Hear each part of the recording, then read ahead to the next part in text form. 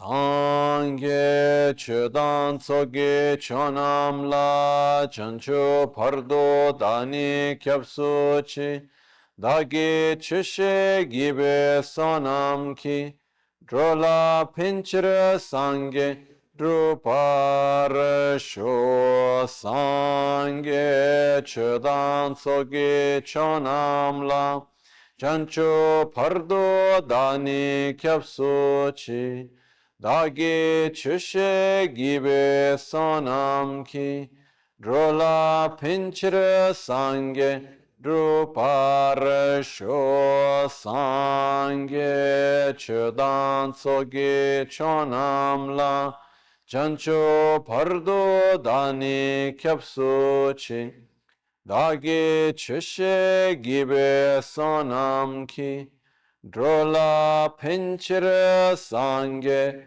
druparasho.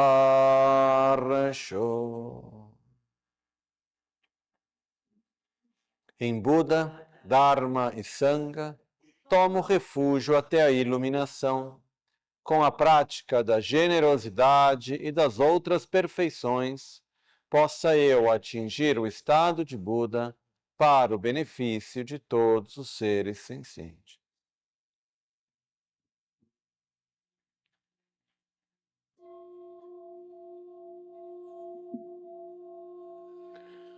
Namo yalhaye ke da ludan chinke drubundanda mike namda drowa kunge dhanamachi tsampa tamche ke tu dagi cheten tamche ke tu dagi cheten.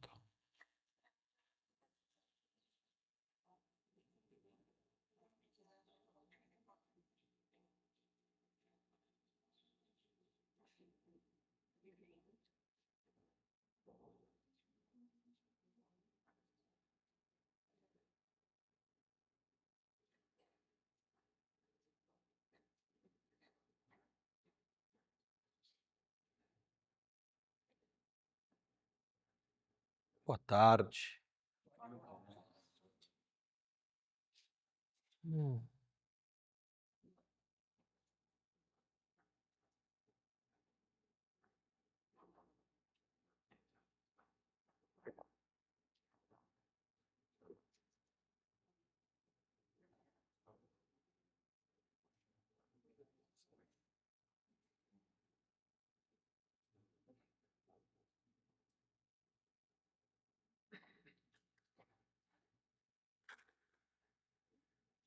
Eu acredito que uma das qualidades mais especiais que existe entre nós, seres humanos, é a nossa capacidade de transmitir conhecimento e experiência de geração em geração. E existem várias formas, vários contextos no qual isso acontece, né? A gente pode olhar dentro da medicina, dentro de uma língua, na culinária, em qualquer aspecto onde tem pessoas que vão tendo certas experiências, certos entendimentos, e essa experiência, esse entendimento tem uma capacidade de ser transmitido, para que as outras pessoas que venham depois não tenham necessariamente que fazer todo o processo que foi necessário para chegar lá, né? Então é como se vai passando bastão, um ao outro, e devagarzinho a gente vai caminhando, né? E dentro do budismo, um dos pontos fundamentais que existia aí há séculos, há muito tempo, é o conhecimento de como fazer para nos ajudar a viver em mais harmonia com nós mesmos e mais harmonia com os outros. Porque, na realidade, a dificuldade que a gente vive hoje, muitas vezes de conflitos, tanto no nível individual, familiar, tanto na sociedade, etc., não é uma coisa nova. Eu não sei quantos de vocês já leram a história política do Tibete. Alguém aqui já estudou um pouco a história do Tibete, política, etc.? Tem um livro especialmente bom sobre isso, não aconselho a ninguém, mas de um escritor chamado Shakapa. Shakapa, ele era ministro na época do 13º Dalai Lama, e ele é um dos principais historiadores tibetanos, mesmo em língua tibetana. Os livros mais importantes que existe hoje foram escritos por ele, e tem um volume em inglês que ele escreveu, um livro. O Rinpoche, Lama Gangchen Rinpoche, ele um período ficou na casa de Shakapa, no norte da Índia, tinha uma conexão em algum lugar lá também, que eu não me lembro exatamente qual. Mas quando a gente pega o livro da história política do Tibete, quando eu li, pelo menos, é um daqueles livros que você pega, aperta, sai sangue, assim, né? Não é que era a história mais pacífica, isso, que tiveram de guerras e conflitos e problemas. E se a gente for ver na Índia antiga, como era? Tinham guerras? Só pega a própria história do rei Ashoka, né? Grande imperador, etc., que fez muito pelo budismo, mas antes de fazer isso também matou muita gente e fez muitas guerras e conflitos. E se a gente for olhar na nossa história como um todo, né? E eu não sei qual parte do mundo que a gente pode olhar e dizer, não, aqui, ó, viveram de verdade em paz por uns séculos. Eu, pelo menos, não conheço, né? E o que me dá um pouco de serenidade em relação a isso é que eu sou bastante ignorante, então espero que algum lugar tenha. Mas do que eu pude ver até hoje é que o conflito, a tensão, os problemas fazem parte da nossa realidade na qual a gente vive. Assim como os problemas dentro de uma família, nas relações humanas, né? Eu acho que isso é uma coisa que está muito presente na nossa vida, né? Eu me lembro sempre quando, um dia conversando com a minha mãe, ela estava conversando com ela, veio o fato que pessoas que vinham a ela como psicóloga, especialmente especializada com a parte de pacientes terminais, falando sobre pacientes terminais, que a gente imagina, eu pelo menos na época imaginava mais, que uma pessoa que está num estado de uma doença terminal e vai à busca de conversar com um psicólogo, etc., um dos pontos fundamentais que quer resolver é como lidar com a própria morte, né? E a verdade é que não. A maioria dos casos chega-se com a questão da morte, mas é só romper o gelo, passar para a próxima, que o problema é porque é o meu marido, porque é a minha esposa, porque é o meu filho, porque aqui, porque lá. São os problemas das relações humanas não resolvidas, que ainda estão lá. É isso que pega, principalmente, né? E se a gente for observar, é um dos pontos que gera mais tensão e dificuldade na nossa vida, são as dificuldades que a gente tem nas relações humanas. Isso de várias e várias maneiras, né? Sem ter que entrar agora em detalhes sobre isso, do como. E uma das coisas que já faz muito tempo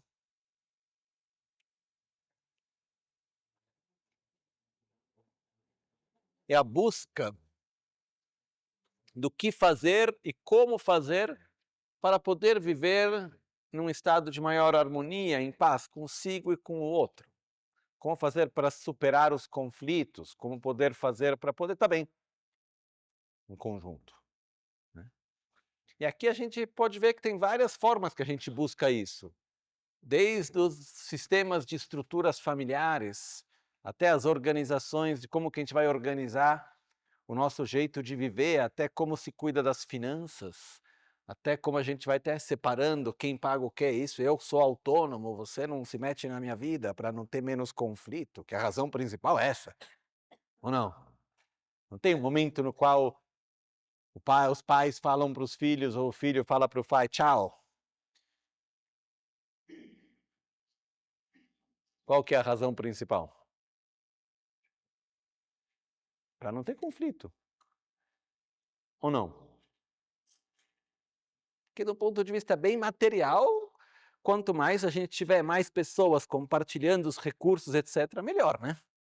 Como se tinham as grandes famílias aí há um tempo atrás na Europa, aqui no Brasil, imagino também. Mas o que acontece é que a gente começa a chegar um momento no qual eu penso de um jeito, você pensa de outro. Eu quero uma coisa, você quer outra. Eu quero te controlar, você quer me controlar, eu não quero que você me controle, você não quer que eu te controle, aí começa uma coisa ou outra, então vamos criar uns lugares de segurança onde a gente sabe que vai se comportar direito, tipo festa de Natal, momentos no qual a gente vai estar bem onde tem um território comum. E fora isso, vamos criar as fronteiras e cada um fazer a própria realidade, né? Isso é uma forma na qual se busca de como poder diminuir conflitos, etc. Ok? A gente tem várias e várias formas.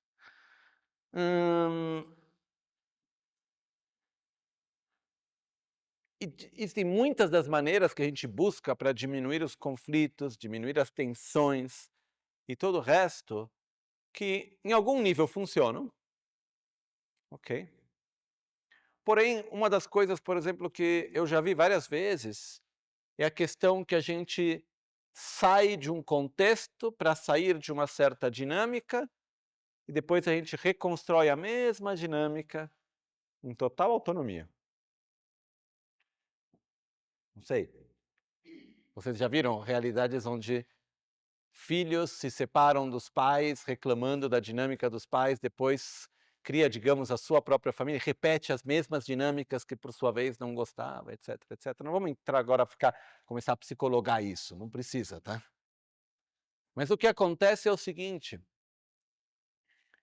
que qualquer conflito que seja, qualquer doença que seja, qualquer problema que seja, pelo mais que a gente se afaste da condição na qual aquele problema, aquele conflito, aquela doença se manifeste, se a causa da doença não for eliminada, a doença vai voltar a se manifestar. Ok? E dentro desse processo, tiveram pessoas em vários lugares do mundo que tiveram aí buscando e vendo qual que é a melhor maneira para poder encontrar esse equilíbrio. E uma delas foi Buda Shakyamuni, outra delas foi Atisha, né? E dentro disso, uma das maneiras dentro da tradição budista que se encontrou foi que, pelo mais que a gente consiga criar sistemas, criar distâncias, criar autonomia, criar espaço, pelo mais que cada um de nós faça o que quer, quando quer, como quer, a realidade é que no final das contas não funciona. Okay? Porque na base, aquilo que acaba gerando os conflitos, as tensões, etc., é o que é chamado em tibetano de Dakchenzen, que é esse agarrar-se ao eu e ao meu, que a gente pode traduzir também como a obsessão pela autogratificação. Quando o eu e o meu, o que eu quero, como eu quero, quando eu quero, eu sou mais importante que qualquer outra coisa e ser que existir em todo o universo, o eu e o meu, naturalmente, e você tem o mesmo desejo, tem o mesmo sentimento, o que vai acabar acontecendo? Qual eu é mais importante, o meu ou o teu? O meu. Por quê? Porque é o meu. E para você, qual é mais importante? O meu, para você, para mim, o seu. No final é sempre o meu. Ok? E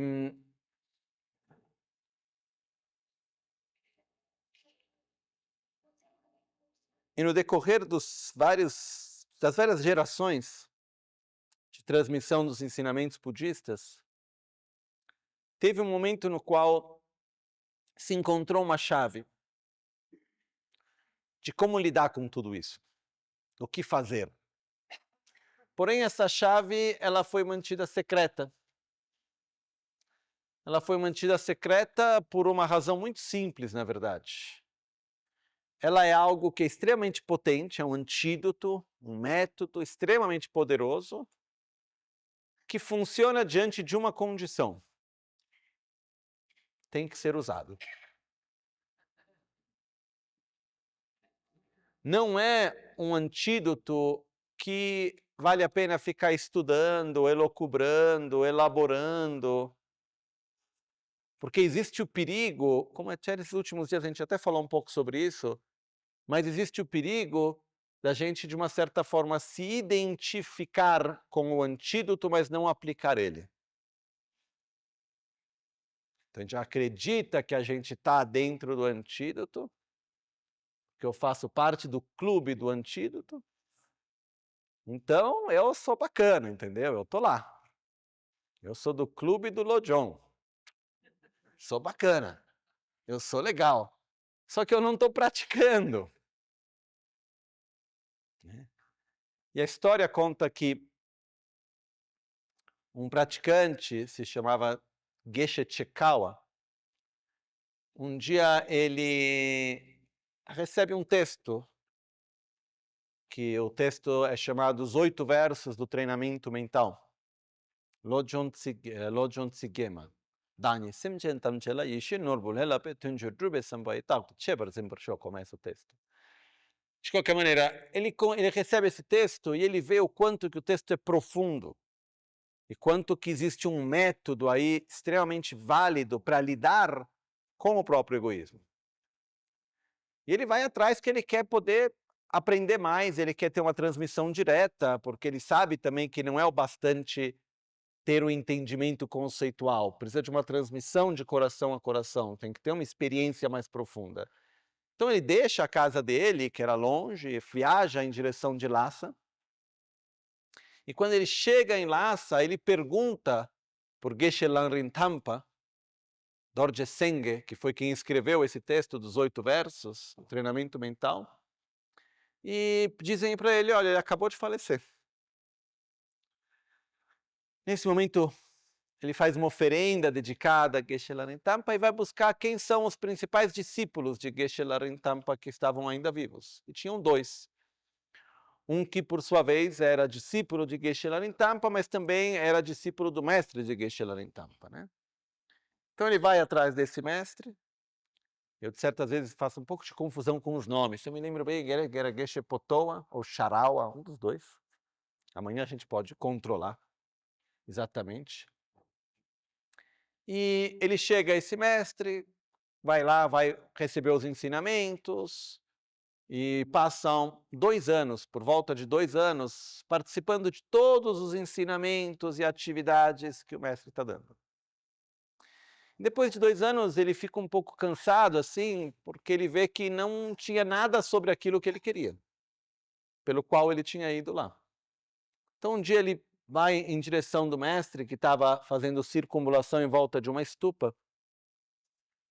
Ele chega e fala, grande mestre, posso lhe fazer uma pergunta? E Geshe Sharawa diz sim. Ele tira o manto dele, coloca no chão para Geshe Sharawa se sentar. Ele se senta, ele faz 3 circunambulações, que é a forma antiga de respeito. Hoje em dia é meio esquisito isso, né? Mas antigamente tinha isso, de fazer 3 circunambulações, depois faz 3 prostrações, recita os 8 versos do treinamento mental e diz, eu vim aqui por causa desse ensinamento. Eu vim à busca dessa transmissão.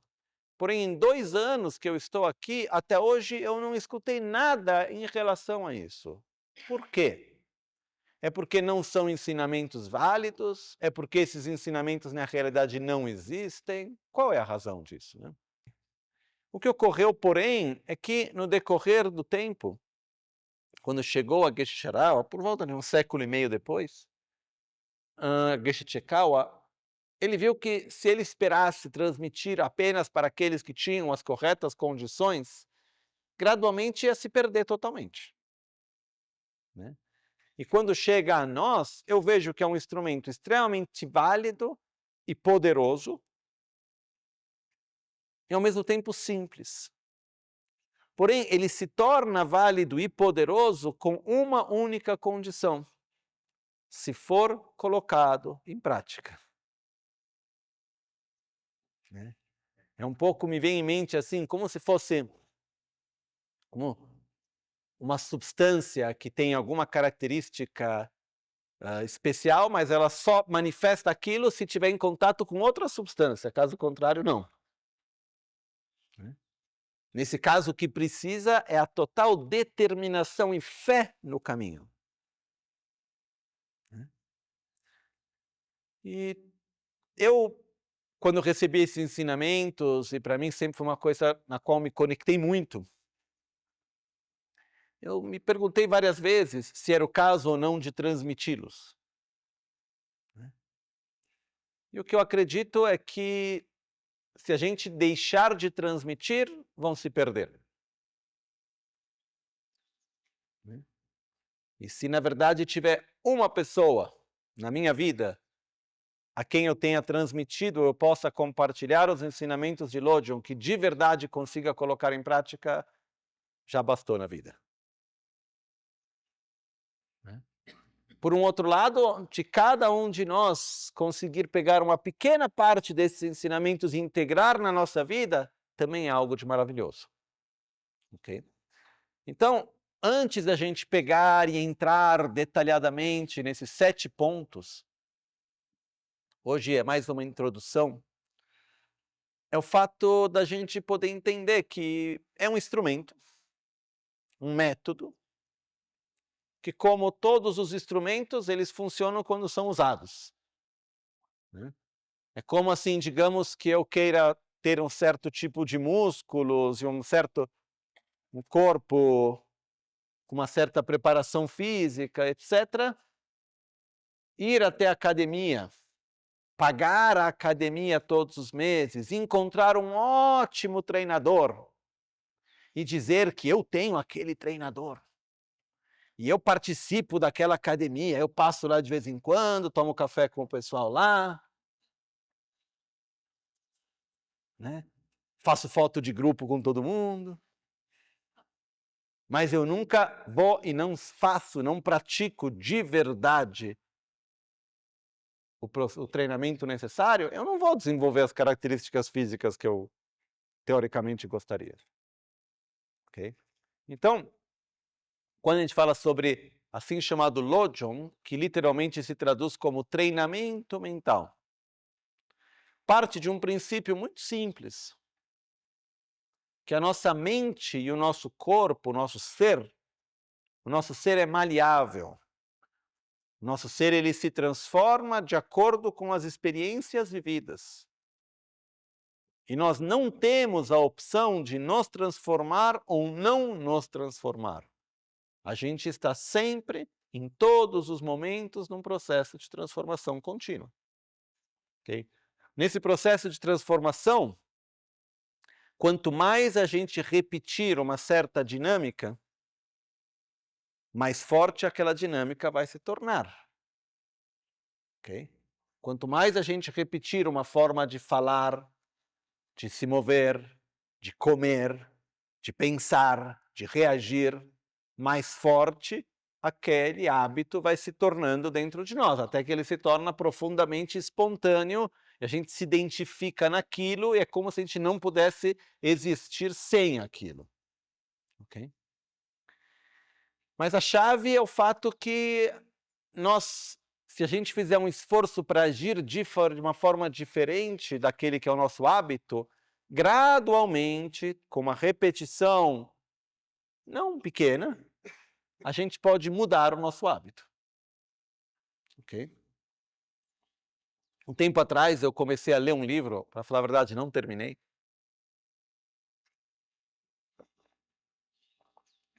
que era um livro que estava explicando, a primeira parte bem interessante, a segunda eu não sei, porque eu não li, mas estava explicando do fato que o estresse, no qual grande parte de nós vive hoje, E o hábito que a gente tem, essa coisa de a pressa na qual a gente vive, a velocidade na qual a gente vive e o estresse, na realidade é um hábito, é um vício. E a gente acaba se acostumando a viver de uma certa maneira e a gente tem dificuldade de viver de uma maneira diferente, porque aquilo virou um hábito dentro do qual a gente vive. E a gente precisa, na verdade, gerar hábitos que são saudáveis. Okay?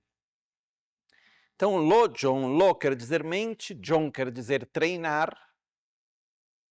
Treinamento quer dizer fazer algo que não vem de uma maneira natural e espontânea, para que eu me torne algo que eu desejo que nesse momento não sou.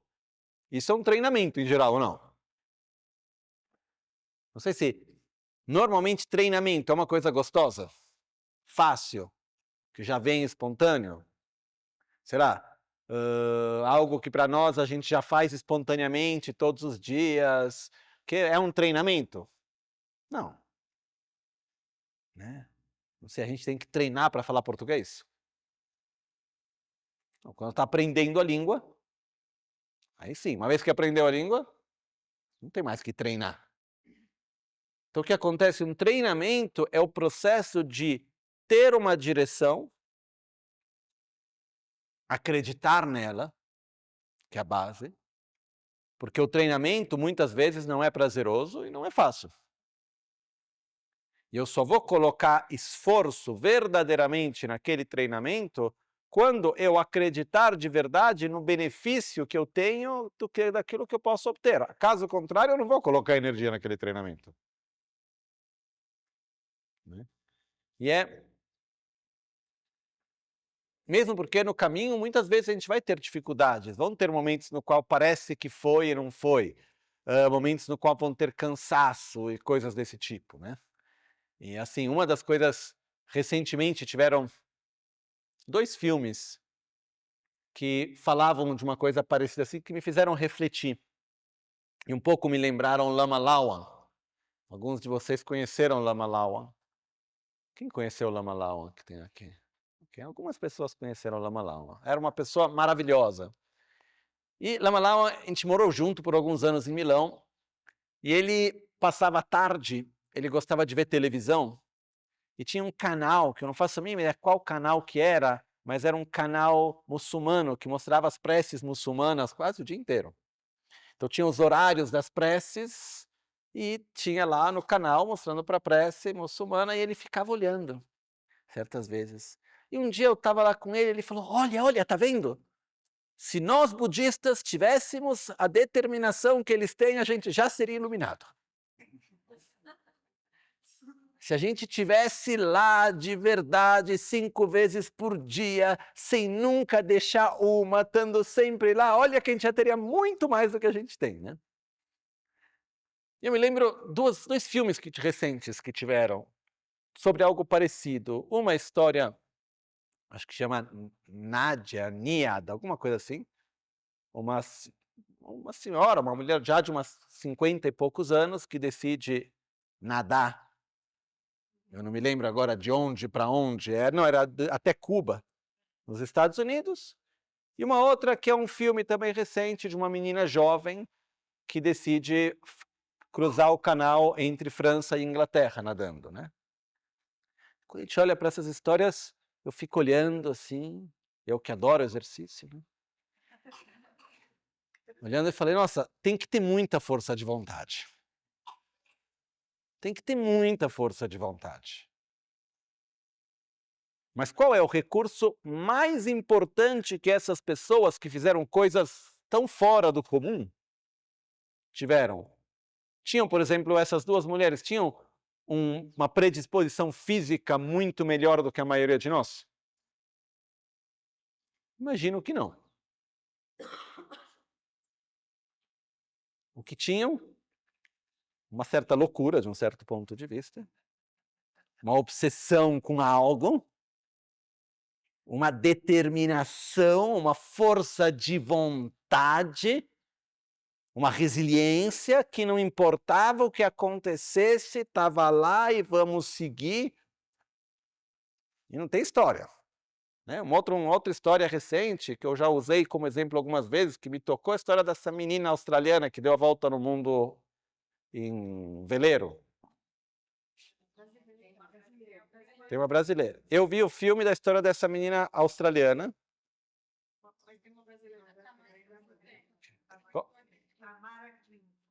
Tamara Klink, muito bem. Estamos um pouco no nosso orgulho brasileiro. Vamos lá que a gente também está aí. Mas o que me tocou dessa história foi, por exemplo, no final da viagem dessa menina. Está lá fazendo toda a viagem, está quase chegando, já foram por volta de quase 200 dias sozinha no mar. Aí falta a última parte, só que tem uma tempestade absurda por onde ela tem que passar. E a escolha é, ou eu vou para um porto e deixo de fazer aquilo que era o meu objetivo, ou eu vou passar no meio da tempestade. Tem que ter alguma coisa um pouco fora do lugar para fazer o que ela fez. Ok? Mas o que eu quero dizer, na verdade, eu tenho uma admiração enorme pela capacidade da determinação, a força de vontade de estar lá e seguir, ter um objetivo e se colocar nele e seguir adiante. E essa é uma das qualidades mais importantes que a gente precisa ter para qualquer coisa na vida. Quando a gente pega Milarepa, a gente vê a vida de Milarepa, na verdade, uma das principais qualidades que Milarepa teve foi essa grande capacidade de determinação de estar lá e falar, não, eu quero sair do samsara, eu vou meditar bem, não importa o que aconteça, estou aqui passando por dificuldades absurdas e não deixava. Me lembra uma história que eu gosto muito de um mestre recente, relativamente recente, dos anos 60 a história. Ele era um monge mais velho já, tinha todo um nível de preparação, tinha deixado o Tibete, morava no norte da Índia junto com muitos outros monges, lamas, que estavam lá num lugar chamado Buxa. E na época ele saiu para fazer retiro. E ele era mestre de um amigo que eu conheci, uma pessoa que eu conheci no Nepal. Então, assim, de uma certa maneira, uma pessoa perto, né? Não lembro agora o nome. Quando me contaram a história tinha um nome, não me lembro agora. O que acontece é que ele saiu de retiro, encontrou uma caverna onde fazer um retiro, lá no meio das montanhas, lá perto. E a cada 6 meses levavam comida para ele.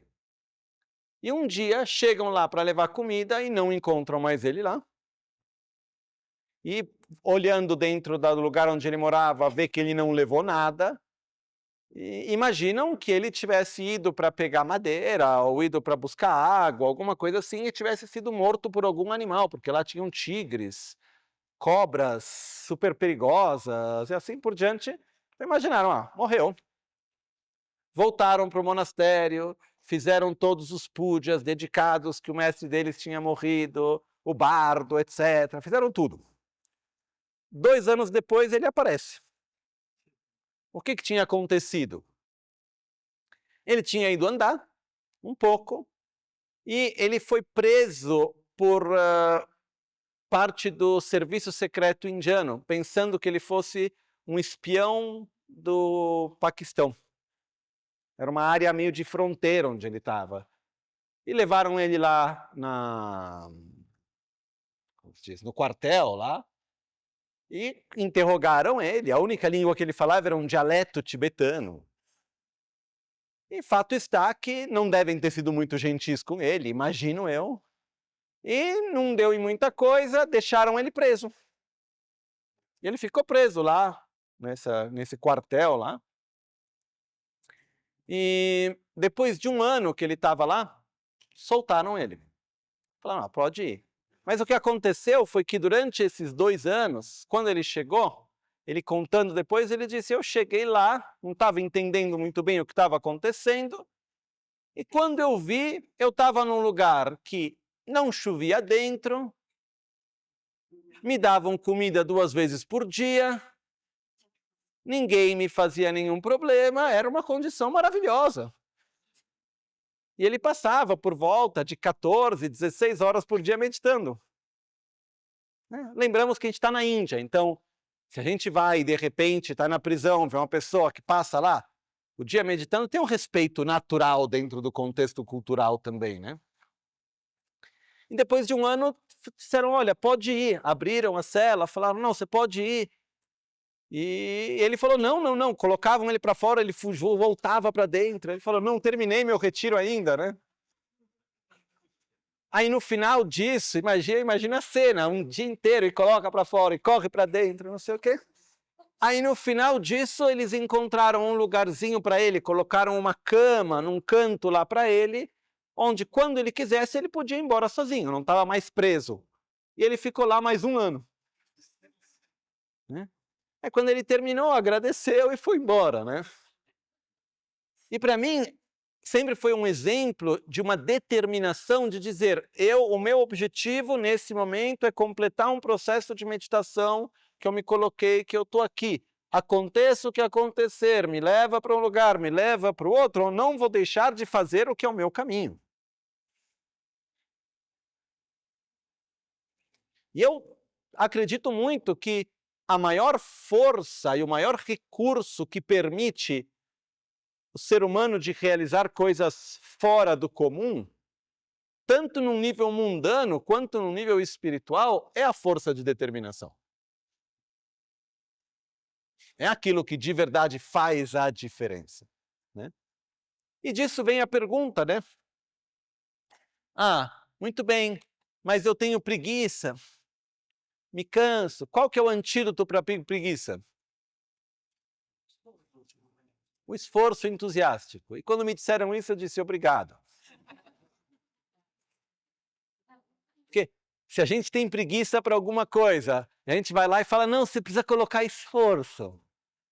Fala, sim, e agora? O que eu faço?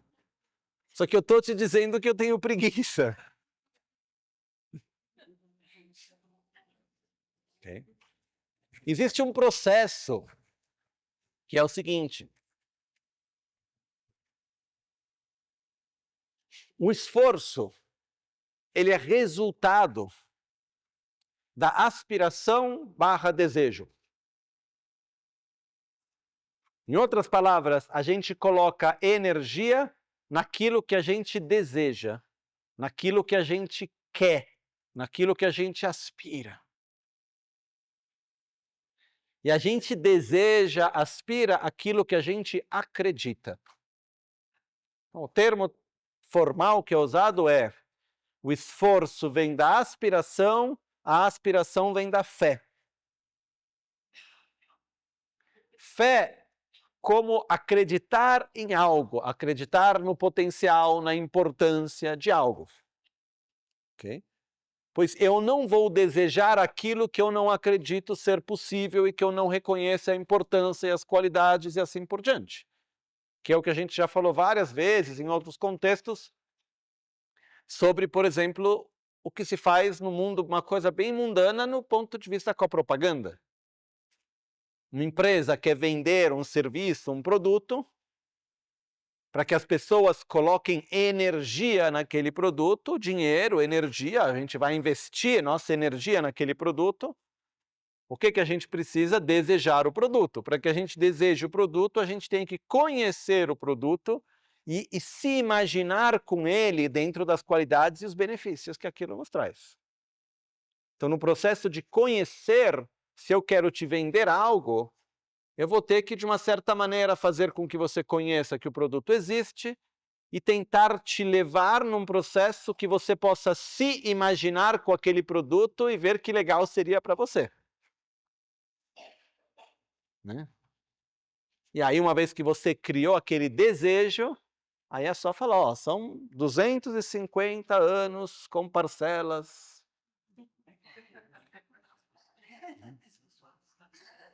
Até, eu não sei, vocês já viram algum lugar onde tem parcela de 200 anos? Na Suíça é assim, compra casa. Vou dizer que comprar casa na Suíça, na verdade, quase todas as casas são dos bancos.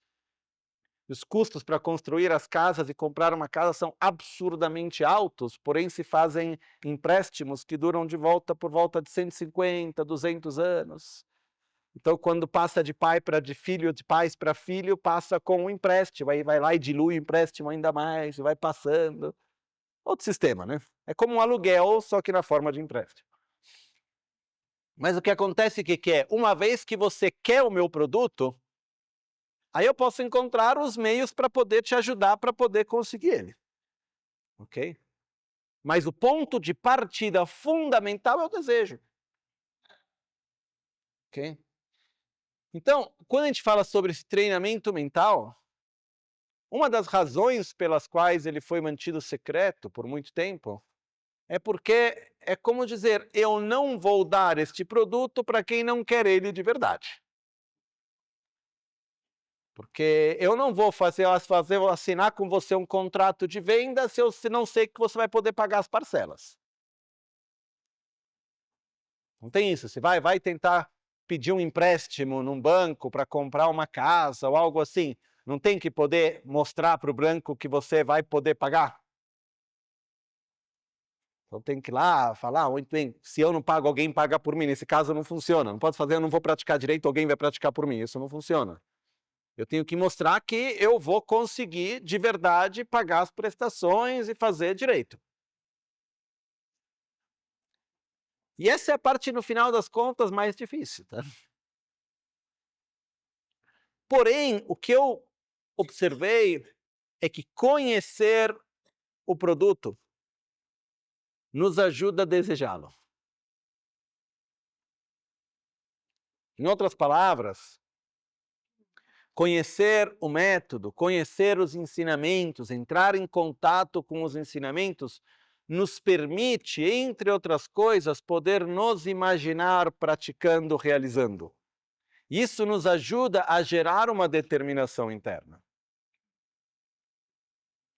E essa determinação é algo que a gente vai devagarzinho cultivando, até poder ter um desejo que seja tão profundo, tão forte, que não tem nada que seja uma razão para não estar naquilo. Ok? Existe um provérbio em tibetano que diz: até uma formiga, se caminhar com determinação e esforço na correta direção, atinge a iluminação. E é de verdade o principal recurso que a gente tem. Okay? E é mais importante a força de determinação e o esforço do que a inteligência, do que a sensibilidade, do que ter bons contatos e muitas coisas. Né? E tem duas histórias que eu gosto muito que falam disso. 3 histórias, querendo, mas uma a gente deixa para os próximos dias. Porque tem uma parte no qual fala sobre essa história. Tem um momento no ensinamento de Lojong que diz: pratique assim como fazer sopa de pedra. Depois a gente vai contar sobre isso, não agora.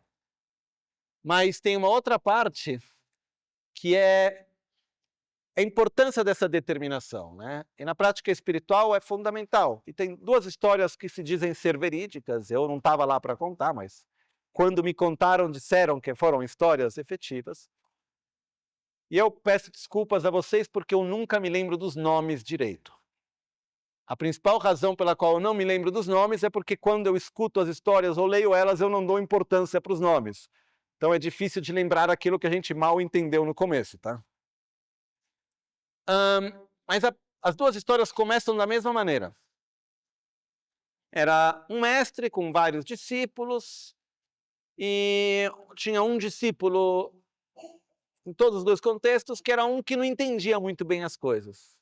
Era aquele que era bem mais lento que os outros, que tinha um ensinamento, todo mundo entendia e ele achava que entendia, quando fazia pergunta não tinha entendido nada. Era aquele que tinha um certo entusiasmo, mas na verdade não sabia fazer as coisas direito, nunca entendia nada, etc. Um pouco tipo assim, café com leite. Estava lá, mas também não entendia o que estava fazendo, etc.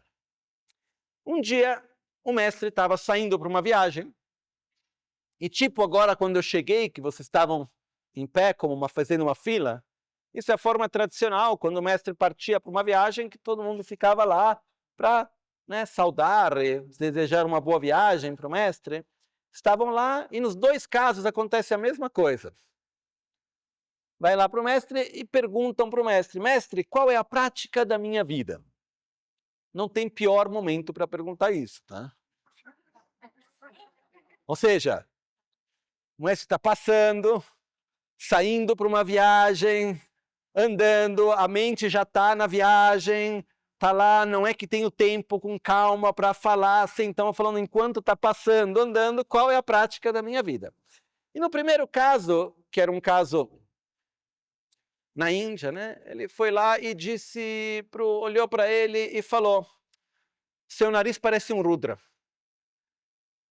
Rudra é aquela semente que tem na Índia, Rudraksha, que é um pouco grande, assim, é bem porosa. Né? Na tradição hinduísta se faz os malas de Rudraksha, por exemplo, né? E pelo jeito, esse discípulo tinha um nariz meio redondo, bem poroso, assim, vermelho. Então ele olhou para ele, estava na Índia, né, falando em hindi, que era em sânscrito, que eles falavam, falando, ó, seu nariz parece um Rudra. Fez uma piada, tirou um sarro dele. E o discípulo, muito obrigado. O mestre foi, voltou depois de mais ou menos uns 6, 8 meses. Estamos falando de muitos séculos atrás, onde as viagens não eram como hoje, rápidas, né?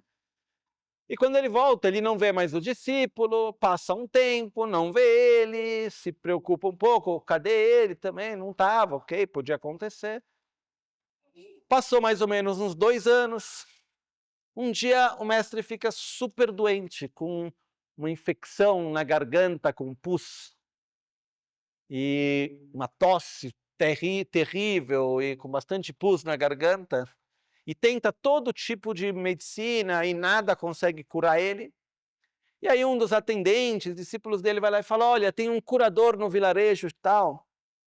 E dizem que esse curador é muito bom. O que você acha, já que tentou de tudo e não deu certo até agora? Vamos tentar. Ele falou, vamos tentar, né? Ele falou, então a gente vai pedir que ele possa vir até aqui. Ele falou, claro. Chamaram um curador, ele chegou lá super respeitoso, olhando para baixo, porque até hoje, mas ainda mais antigamente, diante de uma pessoa a quem a gente tem um grande respeito, não tinha o hábito de se olhar na cara, né? Olhar na cara um para o outro é quase um desaforo, uma coisa assim, de igual para igual, de uma falta de respeito, muitas vezes, né? Então tinha essa coisa de olhar para baixo e tal. Então ele chegou lá olhando para baixo.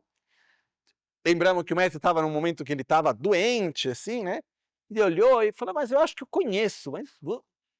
Aí quando chegou lá, o curador começou a se concentrar e começou a fazer o mantra, o seu nariz parece um Rudra, o seu nariz parece um Rudra, o seu nariz parece um Rudra. Lembramos que os mantras são em sânscrito e ele tinha feito a piada em sânscrito. Né? Agora eu não sei como se diz o seu nariz parece um Rudra em sânscrito. Só que ele pegou aquilo como a prática da vida dele. E deve ter recitado não sei quantas milhões de vezes o seu nariz parece um Rudra. E ele desenvolveu um poder de cura, através da fé e da determinação que ele tinha. O mestre entendeu isso que tinha acontecido, teve um ataque de riso, começou a rir muito, e no que ele começou a rir, ele começou a tossir, colocou para fora o pus que tinha e se curou da doença dele, né? Na outra história, ela é um pouco mais fantástica, assim, de uma certa maneira. Ele fala, por favor, então, vão 2, 3 pessoas, mandou, vai ver como que ele está, o que está acontecendo com ele. Eram alguns dias, 3, 4 dias andando para chegar até lá. Então foram lá, 3, 4 dias andando, chegaram lá, chegam lá, encontram ele nessa caverna, e ele estava lá com um chifre na cabeça, né? E fala, não, o mestre te pede que você venha. Ele fala, mas eu não consigo sair daqui, porque o chifre cresceu tanto que não me deixa sair da caverna. Aí ele fala, tá bom, então eles voltam 3 dias andando, chega até o mestre, fala, essa é a situação. Ele fala, tá bom, então diga para ele, por favor, para ele meditar para que o chifre desapareça. Voltam até lá para dar a mensagem para ele, dá a mensagem, em 3 dias ele consegue meditar e o chifre desaparece. Nisso ele volta para lá e ele tinha desenvolvido um tal nível de concentração nesses anos, onde ele não fez nada mais do que sentar e se focalizar num chifre crescendo na cabeça, que ele, na verdade, era inicialmente aquele que não entendia nada, que estava por detrás, que nunca conseguia fazer as práticas, as coisas direito, etc. Ele se tornou aquele que melhor entendia as coisas, que mais conseguiu meditar da forma correta, recebendo as instruções, e teve realizações muito antes que os primeiros da classe. Né? Então esse é um exemplo que é usado para dizer, muitas vezes, o que vale mais não é ser muito inteligente, ter um grande conhecimento, ter experiências especiais, ter conexões especiais, tudo isso é legal. Mas o mais importante é ter uma força de determinação, constância no caminho correto. Ok? E como que a gente faz para manter força de constância? A gente tem que cultivar o desejo. Como que a gente cultiva o desejo? Tem que ver propaganda todo dia. Não sei se alguém de vocês já se perguntou por que certas marcas continuam investindo tanto em propaganda. Sei lá, eles têm uma bebida em mente, que todo mundo conhece, praticamente no mundo inteiro, e continuam fazendo propaganda o tempo inteiro. Né? Por quê? Porque nós precisamos ficar renovando a fé para manter o desejo vivo. Não sei se é claro isso. Então, é importante para nós repetir o que eu quero, onde eu quero ir. A gente tem que repetir isso mais e mais vezes, para que a gente consiga manter viva a nossa direção, o nosso esforço e a nossa prática. Ok? Então, a primeira coisa é a gente poder dar a direção. Ok? E a direção que a gente vai dar, ela tem que começar de um lugar onde a gente já se encontra. A gente não pode querer fazer algo que está desconectado daquilo que somos e de onde nós estamos. Okay? Como a gente disse hoje bem no começo, os conflitos, as tensões, de consequência o sofrimento, se a gente for observar, analisar onde nasce isso, que ninguém quer. Porque eu acredito que não existe ninguém que goste de viver em conflito, viver em tensões, viver com sofrimento, viver com insatisfação e assim por diante. A chave principal é onde a gente projeta que é a causa desse estado de sofrimento, de conflito, de insatisfação e assim por diante. Ok? Sendo bem direto, a maioria de nós, na maioria das vezes, a gente projeta que a causa principal, fundamental do nosso mal-estar, do nosso sofrimento, etc., são as condições nas quais a gente vive. São as pessoas à nossa volta, o lugar no qual a gente vive, as situações que a gente tem, é o mundo à nossa volta. E a gente passa boa parte da nossa vida tentando arrumar esse mundo. Ou não? Ok? E a gente vai ter várias coisas. E é difícil porque tem muitas coisas que quando a gente fala, não, mas olha isso. É claro, de um certo ponto de vista, é difícil até de nos convencer que não seja correto. Então, porém, o que acontece é que já há muito tempo a gente tem colocado energia nisso e a realidade é que muitas vezes a gente atingiu estados onde a gente tinha tudo aquilo que a gente pudesse desejar, digamos assim, estava tudo bem, e mesmo assim não quero bastante. A gente olha à nossa volta,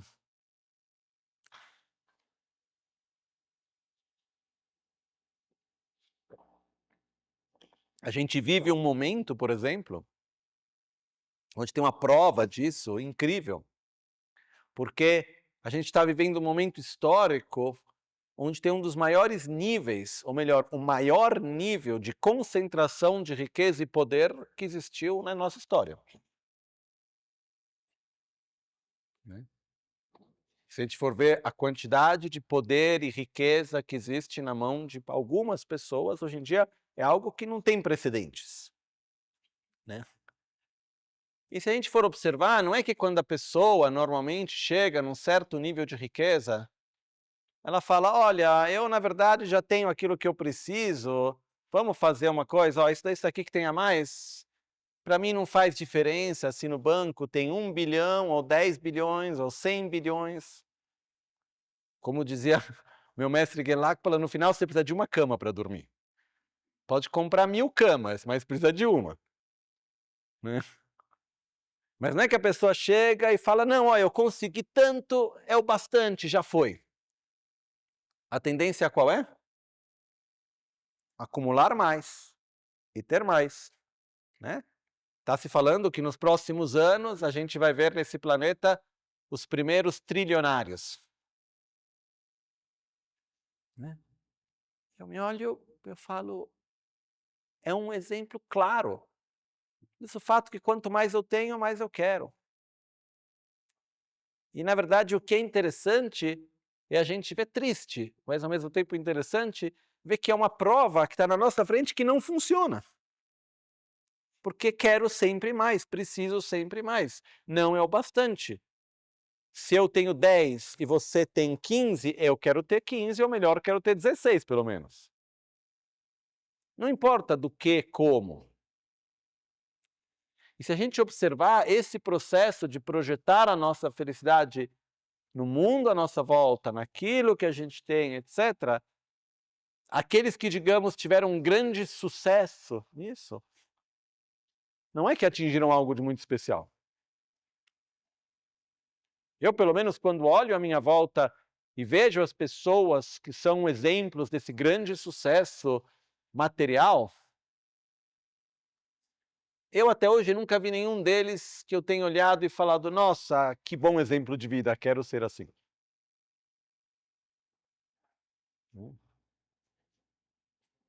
Não sei para vocês.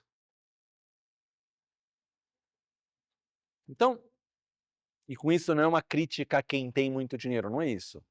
É simplesmente o fato que não funciona. Porém, na nossa vida, sendo bem objetivo, direto, para a maioria de nós, a gente vive dentro desse paradigma. É uma coisa que está profundamente impregnada na nossa vida, na nossa visão de mundo, no nosso dia a dia. Ok?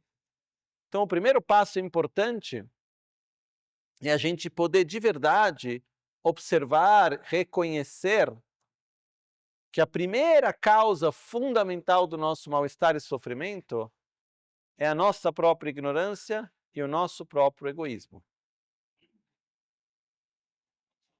Que enquanto que a gente estiver obcecado pelo eu e pelo meu, seja o que for, vá onde for, a gente vai acabar todo mal.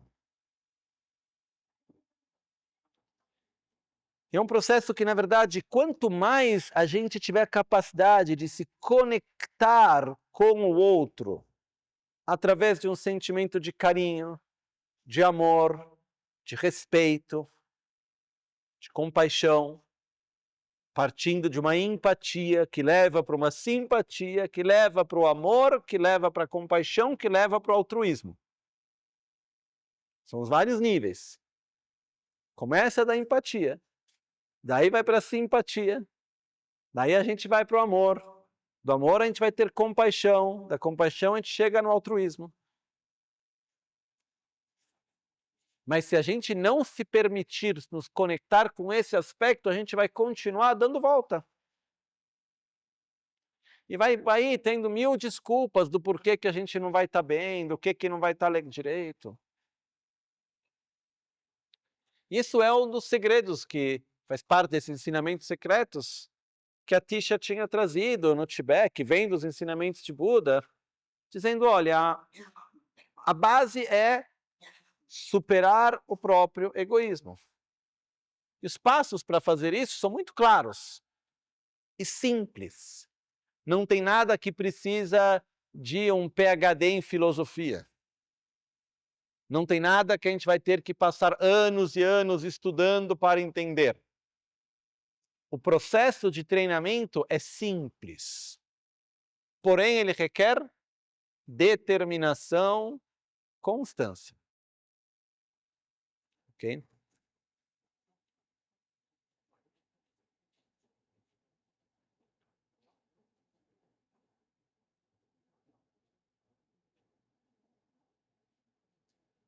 Me lembro de uma história que talvez hoje em dia até que ela acaba se tornando até ainda mais relevante.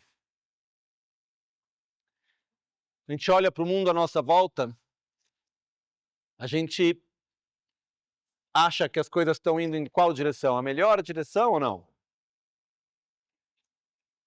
Eu não sei para vocês. Para mim, pessoalmente, quando eu olho para o mundo à minha volta no sentido mais macro, eu tenho a sensação que a gente está fazendo muita besteira.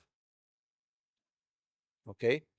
Tem muitas lições que a gente não está aprendendo, tem muitas coisas que a gente não está seguindo na boa direção. Então a história conta que tinha uma pessoa um dia que olhou para o mundo e falou, nossa, está tudo muito errado. Eu não gosto do mundo no qual eu vivo, eu quero muito que esse mundo seja diferente. E ele começou a ir lá e batalhar para melhorar o mundo, para mudar o mundo, e começou a fazer várias campanhas e atividades para melhorar o mundo, etc, etc. Depois de alguns anos, com muito esforço, chegou na conclusão que falou, nossa, um mundo, um planeta é grande demais para uma pessoa conseguir mudar. Vou pelo menos colocar esforço no meu país, vai. Eu falo bem a língua, conheço a cultura, tenho contatos. E foi lá e começou a colocar esforço. No meio tempo se casou, teve filhos, foram passando os anos. E foi lá colocando esforço, fazendo um monte de coisa. E no final de alguns anos chegou na conclusão falando, nossa, um país é grande demais para uma pessoa sozinha conseguir mudar. Ele falou, tá bom, não vou desistir. A minha cidade onde eu moro. Eu conheço bem a cidade, estou aqui, mais fácil. E foi lá. Colocou os esforços para a cidade. Passaram anos. Resultado final? Uma cidade é grande demais para uma pessoa sozinha poder mudar. Não desistiu. Ele falou, o meu bairro. Meu bairro eu conheço todo mundo. Vamos nessa. Colocou esforço, foi passando os anos, já passou da crise dos 40, já foi para frente, já foi chegando, os anos foram passando. E a conclusão final? Um bairro é grande demais para uma pessoa sozinha poder mudar. Ele falou, tá bom, o meu prédio onde eu moro. Conheço os vizinhos, está todo mundo aqui. Depois de um tempo, qual a conclusão? Um prédio é grande demais para uma pessoa sozinha poder mudar. Não perdendo ainda a esperança, ele disse, pelo menos a minha família. Tem a minha esposa, os meus filhos. Aqui eu vou conseguir fazer alguma coisa, vai. Passaram os anos, já foi ficando mais velho, e no final chegou em qual conclusão? Mesmo a minha família, uma família é grande demais para uma pessoa sozinha poder mudar ela. E não perdendo ainda o entusiasmo, ele disse, não me falta, não me resta aqui mudar a mim mesmo. Já que eu não posso mudar o outro, vou começar comigo. E começou a colocar esse esforço em si mesmo. Aquilo que ele projetava no que o mundo devesse ser e no que o outro deveria ser, ele começou a colocar um esforço verdadeiro de ser, como dizia Mahatma Gandhi, ser a mudança que ele queria ver no mundo. E devagarzinho dessa maneira ele influenciou os filhos, influenciou a esposa, que influenciaram os vizinhos, que influenciaram os amigos, e um foi fazendo o outro e devagarzinho se mudou o mundo. Né? E a gente tem vários exemplos vivos disso.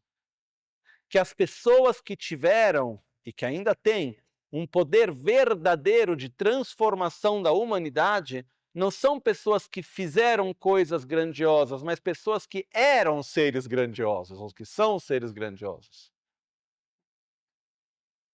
E através disso tiveram um grande poder de fazer e transformar.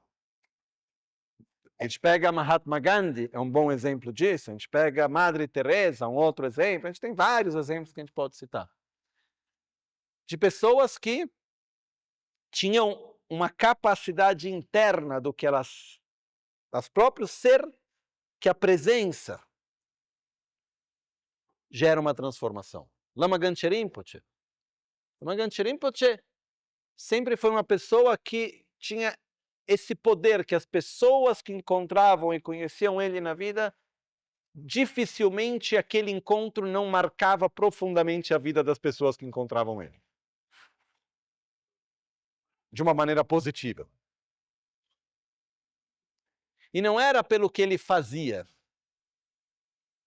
Eu já vi alguém dizendo, não, a gente tem que fazer que nem o Rinpoche fazia. A única maneira é sendo ele. Porque o poder que se encontrava na presença dele não era no que ele fazia. Eu até brinco, o Rinpoche podia nos colocar para fazer Putsa o Agoradema, os pontos dentro do mandala do corpo, eu fazer Macarena. Que a maioria estaria seguindo e estaria recebendo um benefício lá, entendeu? Nada contra o mandala do corpo de Heru, com todo respeito, tá? Mas o que eu quero dizer é que existia a presença, ok? E um ser, podemos usar vários termos, um ser de luz, um ser de amor, um ser realizado, tem um poder de influenciar e transformar de uma maneira incrível. Né? Isso me lembra uma vez que uma história de Rinpoche, assim, que mostra muito do jeito dele também. Lama Gangchen Rinpoche estava num congresso da ONU, em Nova York. Um encontro, não sei qual encontro que era, não me lembro, um encontro importante da ONU. E ele estava lá, num momento, uma assembleia com milhares de pessoas, e ele estava escutando entre todo mundo. E uma das pessoas que foi falar tinha um seu histórico espiritual, viu um mestre espiritual lá sentado, ia falar sobre algo conectado com espiritualidade, e antes de falar foi até o Rinpoche e pediu a ele permissão, pediu suas bênçãos. Né? O Rinpoche ficou assim tocado. E quando terminou a conferência, que estava todo mundo lá, todo mundo foi embora e o Rinpoche ficou lá sentadinho esperando para conversar com essa pessoa, que depois se tornou um grande amigo nosso. O Alfredo, alguns de vocês conheceram ele. E o Alfredo conta que quando ele viu, ele falou, nossa, a última coisa que eu quero agora é esse lama tibetano. Ele fala, eu tenho a minha história, eu tenho coisa para fazer, eu fui lá, fui respeitoso, mas não é porque eu queria nada, não estou afim de nada, não sei o quê.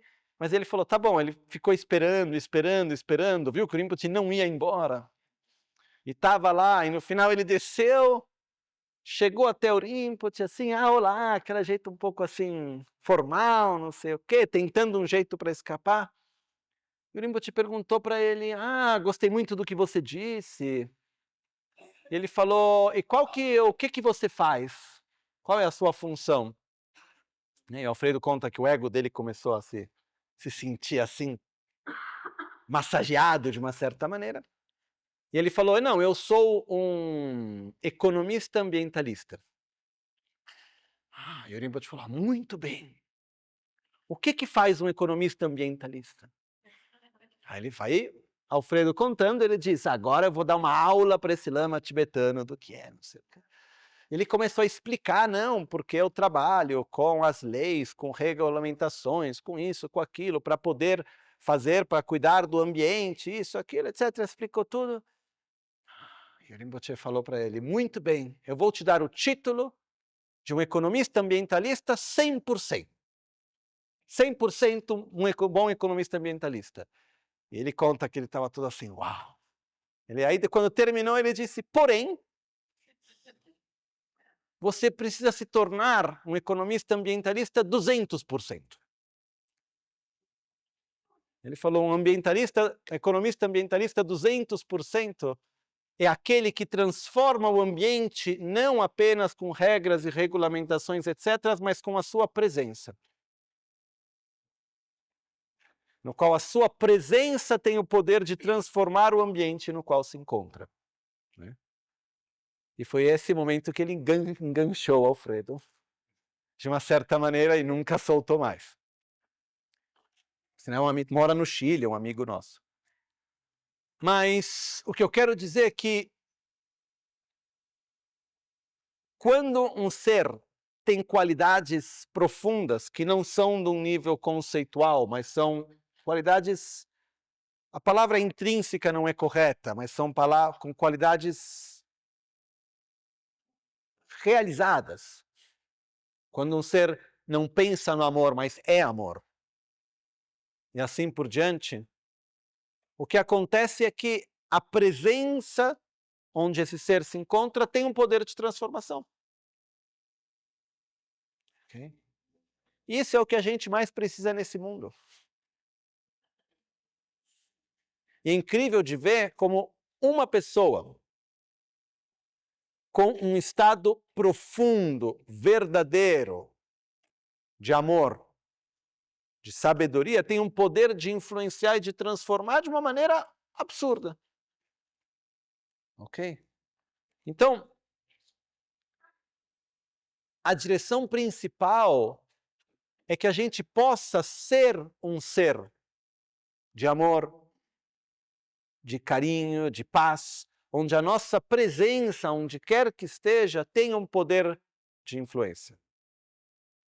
Não do ponto de vista eu sou especial, mas do ponto de vista se eu quero fazer algo pelo mundo, a melhor maneira é eu poder ser um ser que onde quer que eu esteja, com quem quer que eu me encontre, eu tenho um poder de transformação e de pacificação. Né? Eu tive uma experiência que me vem agora à mente assim, onde eu estava vendo assim na prática, que quando a gente tem um sentimento de verdade, de carinho, de um amor, da nossa estabilidade, etc., mesmo no contexto onde menos possa ser visto, acaba sendo visto, tem um poder aí. Foi uma experiência, por um lado, bastante assim, banal, nada de muito especial, mas eu estava na Itália, fui andar num lugar na montanha, já estava pronto para ir embora, último passeio. Aí eu estava num lugar super bonito, assim, tipo de um vale, lá em cima, tinha que pegar um teleférico para subir lá. Eu estava lá, estava com as minhas cachorras também. Aí tinha um espaço super amplo, num certo momento eu decido deixar as cachorras livres, que muitas vezes elas estão acostumadas a estar livres. Só que o que acontece, elas saem correndo atrás de ovelhas. Né? Aí eu vou lá, pego uma ovelha específica, pego uma ovelha, vão atrás da ovelha, eu saio correndo. Assim, eu não imaginava que eu podia correr tanto naquele contexto. Aí eu chego lá, eu estava vestido com uma calça, uma camiseta, que eu tinha ido andar. E eu estava lá, eu chego, depois eu consigo chamar, só que as cachorras muito rápidas, tinham passado por um vale, ido até o outro lado, e estava a coitada da ovelha encurralada num cantinho, assim, um abismo atrás, que ela não podia dar um passo para trás. No final eu chamei e voltaram. No meio disso começou a chover forte. E aí chega o dono das ovelhas, num carrão, uma 4x4 lá, muito bravo, e querendo brigar comigo. E eu chego lá, eu estava fora, totalmente molhado, já tinha conseguido pegar os cachorros de volta, e fui lá e falei para ele... Primeira coisa, ele começou a gritar comigo, super bravo, etc. Aí eu disse, olha, meu erro, tomo minha responsabilidade. Não, vamos se ver no bar aqui embaixo, que tinha lá perto, que eu vou chamar a polícia, não sei o que, Eu falei, faça o que for, eu fiz o meu erro, pago minhas consequências. A gente chegou lá, e eu me lembro de uma forma não conceitual, mas de tentar me conectar com a pessoa que estava do outro lado. De não me colocar na posição da defensiva. Eu fiz um erro, foi algo que aconteceu, e está tudo bem nesse sentido. E comecei a conversar um pouco, sem tentar manipular e tentar convencer. Eu falei, se tem que chamar a polícia, chama. E eu não tenho problema com isso, né? O que for, vai ser. E o que foi acontecendo é que no que foi passando o momento, eram 4 pessoas, eles foram se amaciando, assim. Aí quando foi vendo, eu vi que foi mudando, etc. Fazendo uma longa história curta, no final, quando ele foi embora, a gente deu um abraço, virou meio amigo, e estava lá e de repente mudou totalmente a dinâmica da história, né? E o que eu senti naquele momento foi o poder de poder ver o outro, tratar o outro com respeito, com carinho também, né? Numa situação que a princípio seria bem o contrário, né? Porque dentro dos estereotipos, assim por dizer, não eram pessoas que tinham manifestado uma atitude de querer conversar, né? E o que eu acredito muito é que quando nós manifestamos certas características, não importa onde a gente for, na maioria das vezes, de alguma maneira ou outra, isso chega. Tem vezes que tem que ter uma certa persistência, né? Tem vezes que a casca é bem dura, até conseguir passar demora, mas na maioria das vezes funciona. Então o que eu quero dizer com isso é, o que esse mundo mais precisa não é de ideias, mas de seres que sejam a solução que querem ver no mundo. Então, quando a gente olha para o mundo à nossa volta e a gente vê as dificuldades que existem, os problemas que estão aí e todo o resto, não é a questão de querer mudar o mundo e querer fazer algo significativo para o mundo. É a questão de querer se tornar alguém que tem o poder na própria presença, na próprio ser, de poder influenciar positivamente e fazer uma transformação positiva. Okay? De ser a solução que eu quero ver no mundo. Isso, para mim, é uma das coisas mais importantes hoje em dia, porque senão a gente entra numa dinâmica de crítica e de impotência. Olha o que está acontecendo, olha isso, olha aquilo, isso está ruim assim, aquilo está ruim assado.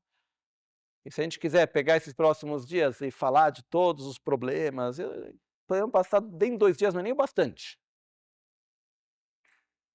Para pegar e começar a discutir questão política, ambiental, social, como que vem, como é isso. A verdade é que a gente tem que colocar nossa energia na solução, mas em ser parte da solução. E a parte de ser parte da solução é que a raiz dos nossos conflitos, dos nossos problemas, tanto no nível individual quanto no nível macro, nasce do egoísmo, da obsessão pela autogratificação, da nossa incapacidade de se ver um ao outro, da nossa incapacidade de se amar de verdade. Porque é normal que a gente tenha ideias diferentes. De um ao outro, sempre se encontra um caminho, uma forma de caminhar junto. Essa é a minha experiência até hoje. Quando falta uma base de respeito, respeito quer dizer, eu te vejo, você existe, e a tua existência é tão importante para mim quanto a minha. E eu não estou aqui para impor nada sobre você. Eu estou aqui para te acolher e ser acolhido e caminhar juntos. Quando existe uma base de respeito verdadeira, aí a gente pode resolver qualquer coisa. Porém, quando existe do outro lado uma base de falta de respeito no qual se manifesta através de uma vontade de querer impor sobre o outro o próprio ponto de vista, a própria visão de mundo, a própria vontade, quando a gente tenta impor isso sobre o outro e não tem espaço para um diálogo, não tem espaço para um encontro. Isso é de onde começam grande parte dos conflitos. Por sinal, Buda Shakyamuni, quando descreve o ser vivo, dá a definição para o ser, em tibetano se diz Pumbon Avokando Latak Pengatsam. É a identidade do eu sou, do eu, baseada nos 5 agregados. 5 agregados é o corpo e 4 aspectos da mente. Então, corpo, consciência, que é o contínuo mental, a mente nos seus vários aspectos, discernimento, sensação e fatores composicionais. E aí, se a gente fosse entrar em mais detalhes sobre isso, vem a pergunta: por que que a gente precisa de 5? Né? Quando a gente estava falando sobre os 12 elos, se a gente pergunta por que são 5, qual que é a resposta prática? Porque 4 não basta e não precisa de 6. Ok? Mas por que que 4 não basta ou 3 não basta? Porque corpo, mente primária e fatores mentais. Fatores composicionais são os vários assim chamados fatores mentais. De um certo ponto de vista, bastaria bastante. Porém, Buda disse que a razão, porque quando a gente fala dos 5 agregados, fatores composicionais, tanto sensação quanto discernimento são fatores composicionais. Então, por que que a gente não fala o agregado do corpo, da forma, da consciência e dos fatores composicionais?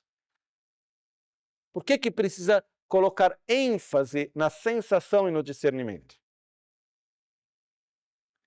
Porque Buda diz, a principal fonte de conflito e de tensão e de ações não virtuosas nascem do apego à sensação e ao discernimento. Nasce do apego ao que eu sinto e ao apego ao que eu penso, que eu acho. Então, isso é um dos pontos fundamentais. E quando a gente tem um apego muito forte ao que eu sinto e o que eu acho, e se aquilo que você sente, aquilo que você acha, bate do mesmo jeito, que bom. Mas quando uma certa situação, eu vivo ela com sofrimento e você vive ela com prazer, já vamos ter um conflito. Eu quero que ela acabe e você quer que ela continue. E quando a gente tem a mesma situação onde cada um tem uma visão diferente sobre ela, aí a gente vai gerar conflito, porque a visão correta qual é? A minha.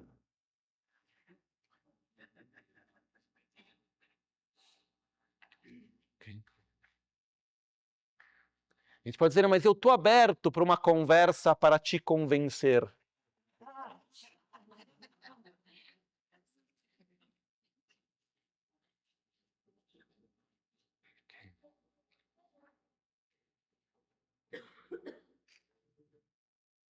Então, a base de verdade para poder viver em paz parte do princípio de sair dessa dinâmica na qual nós somos o centro de tudo, em cada momento. Sair dessa dinâmica onde a gente vive o mundo constantemente através do filtro do eu e do meu. Né? E para a gente ter um pouco mais de clareza disso, nos ensinamentos de Lojong se explica. Através desse filtro no qual a gente vive, assim chamado egoísmo, essa obsessão pela autogratificação, a gente divide o mundo em 9 categorias. Aquilo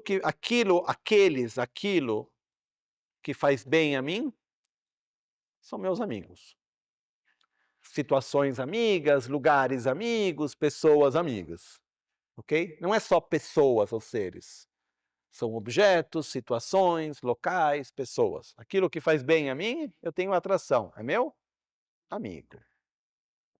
Aquilo que faz mal a mim, é meu inimigo. Lugares, situações, pessoas que a interação eu vivo de uma maneira negativa e eu quero gerar distância. Inimigo. Aversão. Aquilo que eu não tenho nem atração, né, que não me sinto nem prazer, nem dor, não me faz nem bem nem mal, indiferente. Neutralidade indiferente. Ok. 3. Aquele ou aquilo que faz bem ao meu amigo, em outras palavras, o amigo do amigo é amigo. Então, a gente vai ter aquele que faz bem a mim é meu amigo, aquele que faz bem ao meu amigo é meu amigo, e aquele que faz mal ao meu inimigo é meu amigo. O inimigo do inimigo é amigo. A gente vê isso de uma forma super simples. Por exemplo, muitas vezes, quando uma pessoa chega num contexto onde não conhece essas pessoas e quer criar uma conexão com as pessoas que estão lá, muitas vezes, em vez de buscar um amigo em comum, busca-se um inimigo em comum. Busca-se algo para criticar. Então a gente foi lá e buscou uma coisa que seja no meio do político, que seja uma coisa de qualquer tipo, e encontrei uma coisa para criticar, que seja o glúten, não importa. Eu não gosto do glúten, é meu inimigo. Você também não gosta do glúten, é seu inimigo. Somos amigos. Ok? Então, a nossa dinâmica é: quem faz bem a mim é meu amigo, quem faz bem ao meu amigo é meu amigo, e quem faz mal ao meu inimigo é meu amigo. Quem faz mal a mim é meu inimigo, quem faz mal ao meu amigo, meu inimigo, e quem faz bem ao meu inimigo é meu inimigo. Ok? E depois tem aqueles que não fazem nem bem nem mal a mim, ao meu amigo, ao meu inimigo, que são indiferentes. 9. O que ocorre? Diante do amigo nós temos atração. Diante do inimigo nós temos aversão. Diante do neutro, indiferença. Ok? E essas 9 categorias, com essas 3 atitudes, eles estão presentes praticamente o tempo inteiro. Quando a gente vê pessoas que a gente não conhece, o jeito que elas estão vestidas, a expressão facial, a fisionomia da pessoa, vai já colocar numa das 3 categorias ou não? Já. Tem 3 pessoas andando, uma que a gente acha bonita, uma que a gente acha feia, uma que não é nem bonita nem feia. Tem uma diferença de como nós nos colocamos a elas ou não?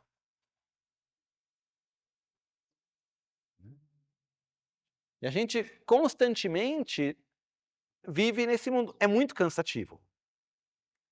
Porque a base qual é? A atração gera apego, gera inveja, ciúmes, a aversão gera raiva, ódio, rancor, e assim por diante. Em relação a todas as 9 categorias, a gente tem 3 formas de se relacionar. Não importa se é amigo, se é inimigo ou se é neutro. Quando a gente está diante de alguém que é mais bonito do que a gente é, tem mais dinheiro do que a gente tem, é mais inteligente do que a gente é algo a mais, tem mais do que a gente tem de algo que a gente acha importante. Qual é a nossa atitude diante de quem tem mais? Regozijo? Normalmente é inveja. Ok? Outro dia eu li uma palavra que eu não conhecia. Tinha lá nas notícias, estava lá 7 conselhos para passar um 2025 com mais felicidade. Eu falei, que besteira é essa? Vamos ver. Assim, porque 7 coisas fez, ficou feliz, não existe, né? Entre essas 7 coisas, todas as coisas bastante corretas, estava certo assim o que estava lá, achei bem legal no final das contas.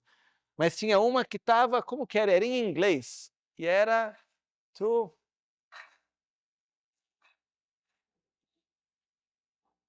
uma palavra que eu nunca tinha lido, que era tipo compartilhar a alegria, confelicity. Tem compassion, que é a gente sentir o sofrimento do outro, como está explicado lá, e confelicity é que é sentir a felicidade do outro, regozijar, em outras palavras. Ele está falando que, cientificamente, é uma das coisas importantes para ser feliz, é ser feliz com a felicidade do outro. Porém, a nossa tendência, quando a gente vê alguém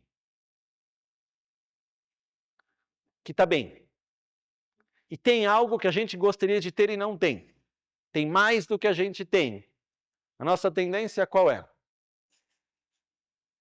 É inveja. Eu me lembro de uma cena que ficou marcada para mim, foi de ir lá e falar com alguém conversando, falar, nossa, olha que legal que essa pessoa está fazendo um retiro longo, etc. Falou, se eu pudesse viver de renda também, não tivesse que trabalhar, eu também faria o retiro. Falei, o que tem uma coisa a ver com a outra? Estou falando da pessoa, não estou falando de você. Mas não consegue. A gente se compara até com Lama Tsongkhapa, falar, se eu tivesse vivido naquela época e tivesse tido as condições, Lama Tsongkhapa começou a receber uma educação budista com 1 ano e meio.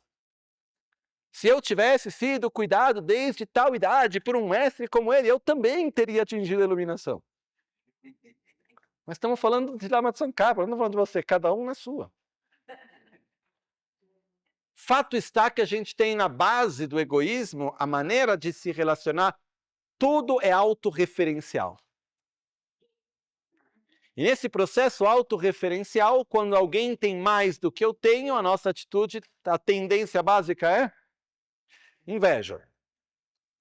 Quando a pessoa tem tanto quanto a gente, é bonito como eu, é rico como eu, é inteligente como eu, é humilde como eu, qual é a nossa atitude quando alguém está em algo que a gente acha que é bom e está igual? Vamos ser companheiros, vamos caminhar juntos, que bom que você está nessa junto comigo. Competitividade. A nossa tendência é, você é bonito como eu tenho que ser mais bonito que você. Então eu vou buscar maneiras para te criticar, vou buscar maneiras para te jogar para baixo, vou te mostrar maneiras para ser melhor do que você é. Ok? E o que acontece quando a gente está diante daquele que é menos do que a gente? Vamos ajudar? Não. Arrogância. Eu sou melhor, eu vou nutrir o meu ego pelo fato de estar numa posição de superioridade em relação ao outro. E no final das contas, o fato é que viver através das dinâmicas de atração, aversão e indiferença, inveja, competitividade e arrogância é muito, muito cansativo. A gente, no final das contas, não descansa nunca. Né? E quando a gente está diante de alguém que tem uma atitude que a gente acha que não é correta, é o terceiro exemplo, eu sou melhor que você, é arrogância.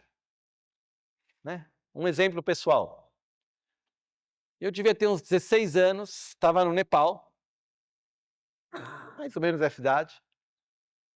E eu não sei porquê naquele momento, foi um momento assim específico, eu estava em Katmandu e eu me encontrei, naquele momento eu estava sozinho, numa pizzaria que tem em Katmandu, chama Fire and Ice, que por muitos anos era um dos poucos restaurantes em toda a região que dava para comer uma comida com gosto ocidental de verdade, assim.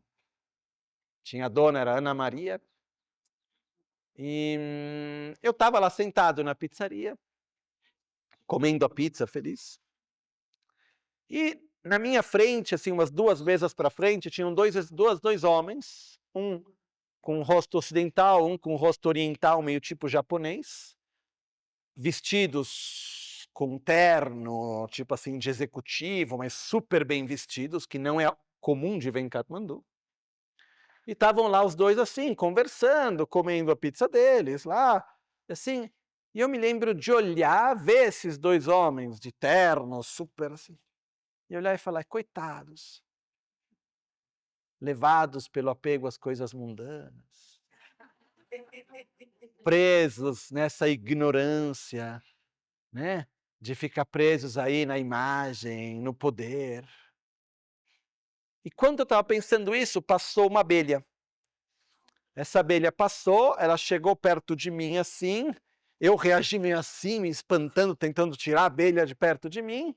Me deu um pouco de medo até assim num certo instante, a abelha passou, deu um alívio que ela passou, e ela foi no meio dos 2 executivos que estavam lá. E ela começou a dar volta neles, e eles não se mexeram de 1 milímetro. E eu fiquei olhando, e aquilo serviu para eu olhar e falar, nossa, quem sou eu para dizer quem o outro é ou o que o outro deixa de ser? Quem sou eu de verdade para julgar quem está à minha frente? E eu vi a minha arrogância naquele momento. Okay. Então o que ocorre? Eu vejo alguém que tem algo que para mim é importante que a pessoa não tem. Então naquele caso eu tinha uma questão, que era uma arrogância das piores que existe, que é a arrogância espiritual, onde eu sou melhor que você porque eu tenho uma prática espiritual e você aparentemente não tem. Ok? Isso já nos coloca numa posição que no final nos faz mal. Okay? Então, é super importante a gente poder cuidar, primeiro, de ver como a gente vive dentro dessas dinâmicas. Eu fiz esse exemplo porque a gente pode, por exemplo, gerar aversão por alguém porque a pessoa come mal. Alguém já viu isso? Ou aversão por alguém porque a pessoa se veste mal.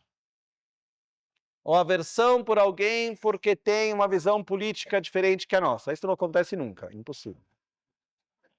Ok? O que ocorre é que, na verdade, isso vem do quê? Porque nós somos autorreferenciais. E quando eu vejo alguém que tem uma visão diferente de a minha, e eu acho que a minha visão é superior que a ela, eu sou melhor que ela. Quando eu vejo que alguém que está na mesma, eu vou entrar em competição. Quando alguém tem algo melhor, eu vou ter inveja. Essa é a nossa atitude de base. Pois tem exceções, tá? Mas na base é o que acontece. E assim, para mim, pelo menos, quando a gente começa a olhar a nossa realidade nua e crua, é meio chocante. Quando a gente começa a ver a maneira como a gente vive dentro dessa realidade autorreferencial através de um jogo constante de atração e de aversão, de superioridade, arrogância, inferioridade, com inveja, competição, onde qualquer coisa toma sentido quando é relacionada ao eu e ao meu. É muito cansativo. É muito cansativo. E quanto mais forte for essa atitude autorreferencial, essa centralização do eu e do meu, porque tem quem me diz, eu não sou egoísta, meus filhos são mais importantes do que eu mesmo, seus filhos. Lembramos-nos que o meu é uma extensão do eu. Né? Por exemplo, digamos que a gente termine agora aqui, daqui a pouco a gente vai terminar. Vai lá, pega o carro está riscado. O eu se machuca, sente machucado ou não? Qual que é a sensação pessoal quando vai lá, o carro está riscado? Dói ou não? Mas alguém te machucou? Dói, mas vai lá no carro, tenta, você mesmo, pega a chave, passa no carro, vê se dói. Não dói. É o carro, não é você. Mas é o meu. Por quê? Porque o meu é uma extensão do eu. E quem mexe com o meu, mexe com o eu. Se algo acontece com aquilo que é meu, vai acontecer com o eu. E o que é interessante é que quanto mais amplo é o meu, mais frágil se torna o eu. Se não é o meu carro, mas é o carro que eu uso, já mudou a dinâmica. Não sei, é claro isso? Dá para ver a diferença? Uma vez eu estava na casa com o Lama Ganche Rinpoche, e ele fez um exemplo assim, tão direto, naquele momento tocou tanto assim. estava alguém lá sentando, ele sentou numa cadeira, levantou assim, e ele falou, ó, tá vendo como é o egoísmo? Você senta numa cadeira, aquela cadeira vira minha cadeira. Esse é o egoísmo. Você levanta, volta, alguém está sentado naquela cadeira.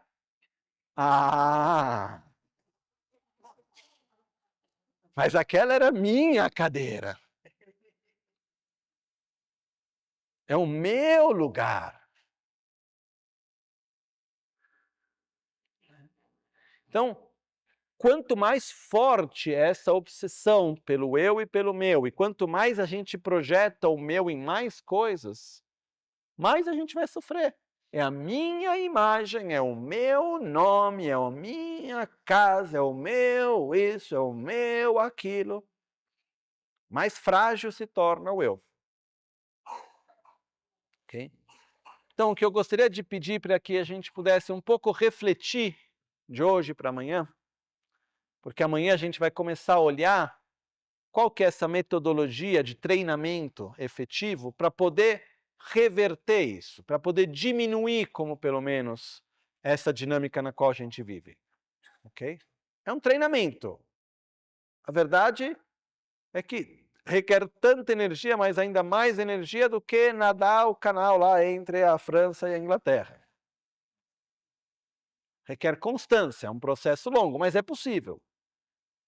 E no meio tempo vão estar tendo benefícios. Porém, precisa de constância. Então a gente vai estar vendo esse método, a gente vai estar vendo passo a passo como acontece, como é feito isso. Então, e tem partes que são extremamente práticas do que fazer. Mas primeira coisa, a gente precisa poder olhar sem se sentir em culpa, mas acolhendo com claridade, clareza onde nós estamos e poder se olhar e falar, ah, ok, eu sou assim. E dizer, mas o resto também é. Que pena. Não justifica nada. O fato não é, eu sou assim, porque eu sou ruim, mas o fato é, funciona para mim? Funciona, que bem. Você é um egoísta feliz? Continue sendo. Eu até hoje não conheci nenhum. Ok?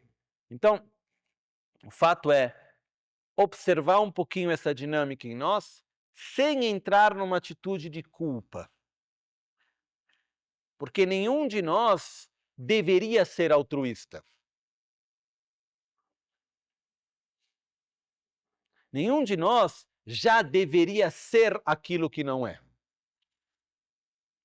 Cada um de nós é o resultado de todas as interações que a gente tem tido dessa e de outras vidas, de onde a gente veio e para onde a gente está.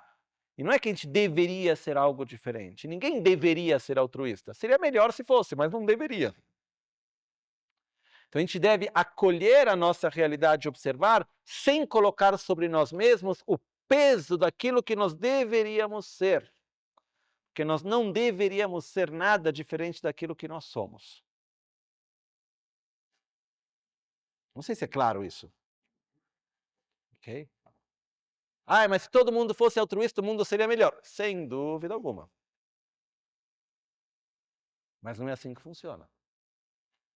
Então, a gente não deve ver o lado da sombra e se sentir culpado porque existe a sombra, porque seria melhor se ela não estivesse aí. A gente deve acolher a sombra para poder nos direcionar à luz. Ok?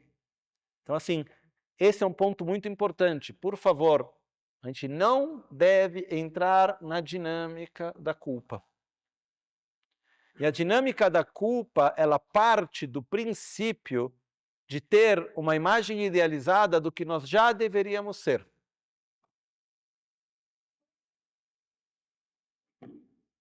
Não sei se é claro isso. Ok? E a verdade é que cada um de nós é o que é como resultado de um processo super complexo chamado vida. E a vida interagindo com as outras vidas, e a gente vai vindo e indo de uma vida para outra e chegamos aqui onde estamos, cada um na sua realidade. E não existe algo que nós deveríamos ser. Existem algo que seria melhor se tornar, isso sim. Mas não o que deveríamos ser. Ok? Então, muito importante a gente conseguir colocar esses dois aspectos juntos. Então a gente vai ver a sombra do egoísmo, sem colocar sobre si mesmo o peso de já ter que ser altruísta.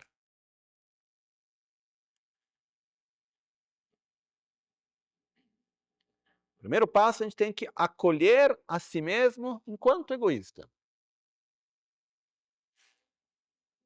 Eu tenho essa obsessão? Tenho. Eu vivo dessa maneira? Vivo.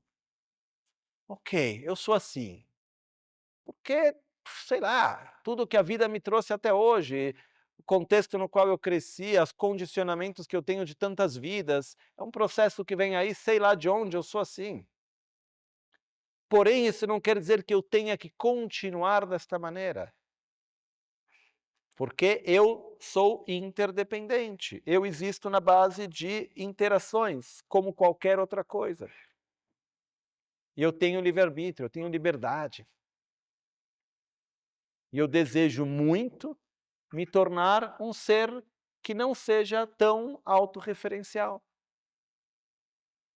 Eu desejo poder viver a vida de uma maneira na qual eu consiga de verdade me conectar e sentir amor com os outros, ter uma atitude de verdadeiro respeito e humildade. Então, a gente vai entrar em tudo isso depois amanhã. Mas, só concluindo, a gente precisa trazer esses dois aspectos juntos. Ver a dinâmica do egoísmo, sem nos permitir entrar no processo de culpa. O que é difícil, porque a gente vem de uma cultura na qual a culpa faz parte. Ok? E uma pequena chave para ajudar nisso é que não é que a gente é egoísta. Ninguém é egoísta. Nós temos atitudes egoístas. Você dá para entender a diferença? Ok? Certas vezes essas atitudes são bastante onipresentes. Porém, é uma atitude que a gente tem, não é o que a gente é. Porém, é importante a gente separar as duas coisas e reconhecer aquilo que tem, porque ao mesmo tempo que a gente tem atitudes egoístas, a gente tem atitudes de amor. Tem atitudes de humildade, de carinho, de compreensão, de compaixão. Tem também. E é isso que nos permite ver que essa parte funciona. E ver que do outro lado, a outra atitude, que quanto mais autorreferencial, egoísta, etc., a gente for, mais difícil a vida se torna.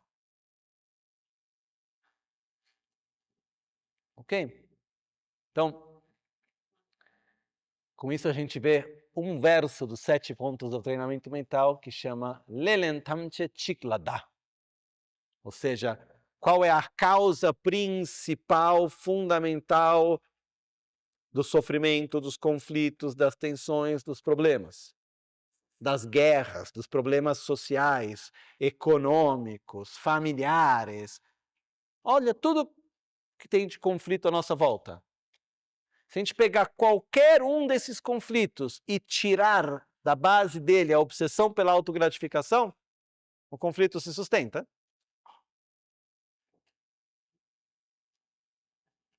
Nenhum. Então, a gente poder reconhecer isso. E a conclusão ideal onde a gente deve chegar é, egoisticamente falando, porque nós somos egoístas, nós damos prioridade ao eu, meu, nós somos autorreferenciais e não dá para querer não ser. Eu apenas posso me deixar de ser sendo. É um pouco estranho como processo. Mas o processo para que eu deixe de ser egoísta, enquanto sou egoísta, é compreendendo que, egoisticamente falando, é melhor ser altruísta. E a gente vai ver amanhã que altruísta não quer dizer algo em oposição ao egoísmo, mas é um processo de expansão e maturidade do próprio egoísmo. Então é algo que a gente se transforma, não algo que a gente deixa de ser para se tornar algo novo. Ok? Então, esse é o processo por hoje. Vamos fazer as nossas dedicações hoje aqui. E amanhã nos vemos às 10, correto? A programação é isso, não é? Vamos aproveitar esses dias que a gente tem aqui. Eu vou pedir, por favor, que quando a gente esteja aqui no Gompa, a gente possivelmente deixe o celular no quarto ou no carro. E se tiver com a gente apague completamente. Não quer, não modo avião não, silencioso não, desligado. A não ser que alguém, se tiver alguém aqui, por exemplo, que é médico e precisa estar acessível, etc., é uma exceção. Caso contrário, não tem desculpa. A gente apaga, deixa totalmente apagado, e quem tiver a coragem de apagar de manhã e acender amanhã, no dia de... ótimo, entendeu? Melhor ainda. Vamos tentar um pouquinho assim, criar espaço interno para poder assimilar aquilo que a gente está aqui para ver juntos. Ok?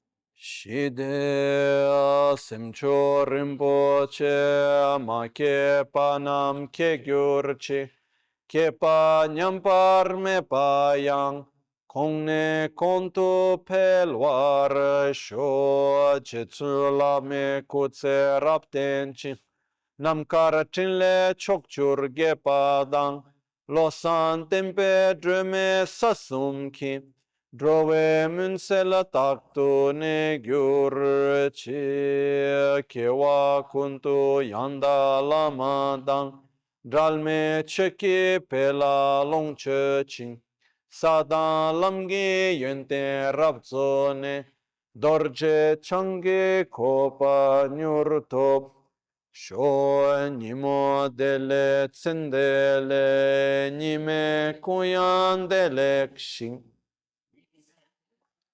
Delek Pe Kuncho Sumki Chingi Lop Kuncho Sumki Ngodrubatsot Kuncho Sumki Trashi Shon. De sol a sol, à noite ou ao meio-dia, possam as três joias conceder-nos suas bênçãos.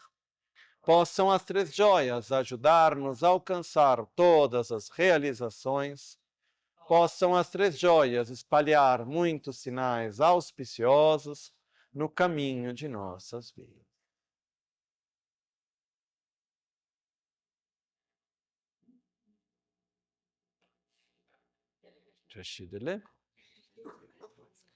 Gostaria só de lembrar de aproveitar durante esses dias que a gente está aqui, como parte desse processo, a natureza.